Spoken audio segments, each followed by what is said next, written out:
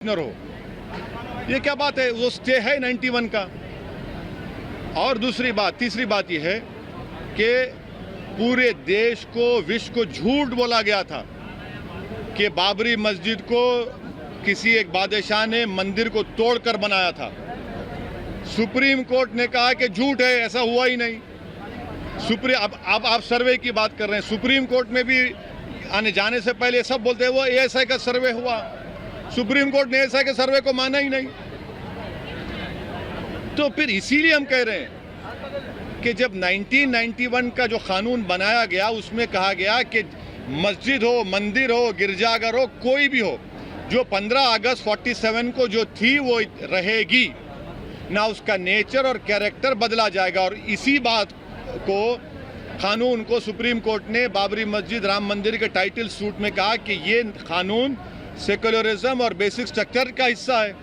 तो किस बुनियाद पर आप सर्वे करा रहे हैं भाई? इसीलिए हम कह रहे हैं कि हम उस कोर्ट के फैसले को, उससे हमारा इख्तलाफ है, उस कोर्ट के फैसले से हमारा।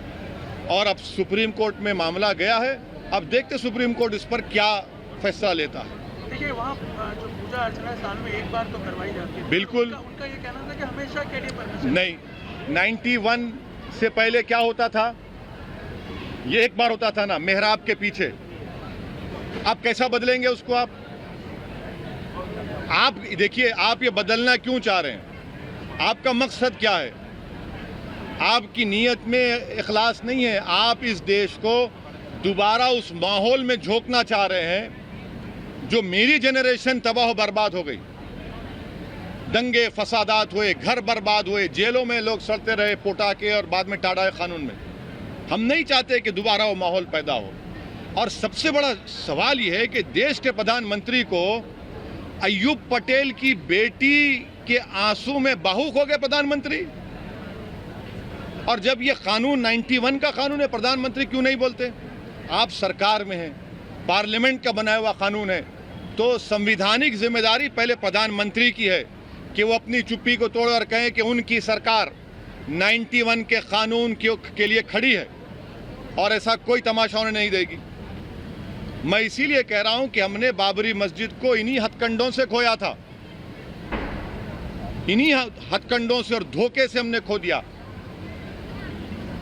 हुआ क्या? भारत कमजोर हुआ, रूल ऑफ लॉ कमजोर हुआ। सुप्रीम कोर्ट को वादा किया गया था, उसके बाद बाबरी मस्जिद को शहीद किया गया। तो इसीलिए हम कह रहे हैं कि ये दोबारा हमको तारीख में पलट कर नहीं जाना है। जो कानून है 91 का, उस पर लिहाज रखिए और उसी पर चलता रहे।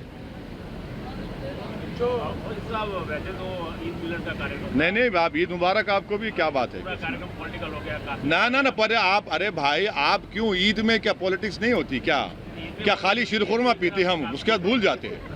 अरे हम रोज़ा भी रखते, खजूर भी खाते, नमाज भी पढ़ते, ज़कात भी देते, गरीबों को खाना भी खिलाते, मजलूमों के साथ खड़े होते, इस देश के लिए जान देते रहेंगे और सियासत भी बात करते हैं।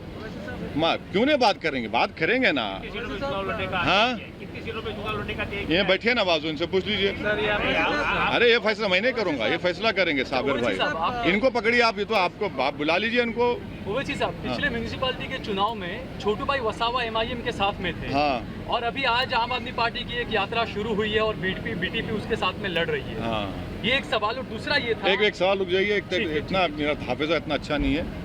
तो पहले सवाल का है कि हर पार्टी अपना अपना इख्तियार है उसका, किसके साथ जाए ना जाए, तो उसमें हम क्या कर सकते हैं? हम अपना रास्ता, हम अपना है हमारा, हम भी लड़ेंगे, हमारे साथ भी हम अलायंस करेंगे और उससे हमको कोई फर्क नहीं पड़ेगा इंशाल्लाह। अच्छा, दूसरा, कांग्रेस पार्टी बार बार ये इल्जाम लगाती है कि गुजरात के अंदर बस हमारे 3 मुस्लिम विधायक हैं, MIM की वजह से वो 3 बिहार जाएंगे। अगर MIM के इंशाल्लाह ताला 8-10 विधायक बन गए, मैं मुसलमान नहीं कह रहा हूँ, विधायक बन गए तो क्या करेंगे कांग्रेस पार्टी? अब देखिए, कांग्रेस पार्टी जो है ना, इम्प्लोड हो रही है। कांग्रेस पार्टी तो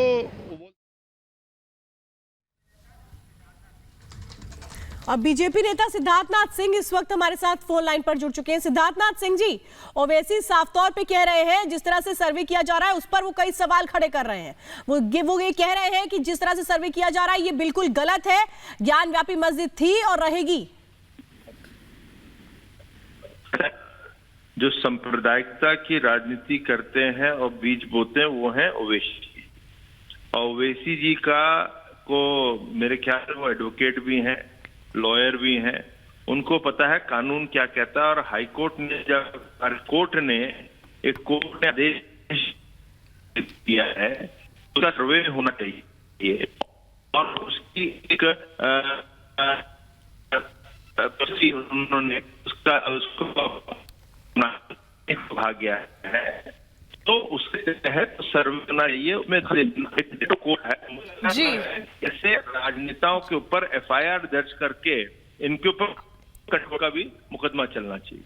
बेशक सिद्धार्थ जी, जिस तरह से दूसरी बार जब सर्वे टीम गई थी तो उसका विरोध हुआ था, अब ओवैसी सवाल उठा रहे हैं, कई और लोग भी हैं जो कि सवाल उठा रहे हैं। हालांकि कई लोगों ने स्वागत भी किया है, हिंदू पक्ष की ओर से स्वागत किया गया खासकर। तो क्या इस तरह की